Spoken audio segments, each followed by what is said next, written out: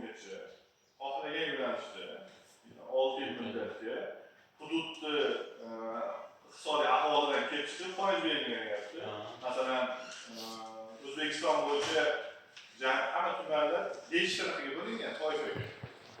Xo'javod 3 toifaga tushadi, 24% olib, Xo'javodni masalan 312 bo'yicha olmoqchiga tadbirda 24% olishyapti.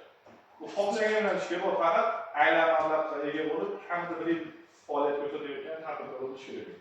106 dan yalnız ustiga bera olasizlar, aytganingizlar aka? 312 yo menda shu bo'yicha o'qishga ham 306 bu 306 bilan 312 ning liniyasi bittada, ochilayotgan liniyasi bitta.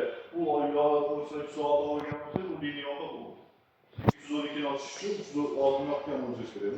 Bezavod necha pul? 100 milliongacha bezavod, tadbirkorlar qo'llab-quvvatlash jamg'armasi bo'yicha qolgani tomonda davlatga tarafga ketadi. Qolgan qismiga 300 million qolgan qismiga davlat taqdim qilish kerak bo'ladi. Hozir Prezident o'zi 2024-yil qarori bor bu bo'yicha.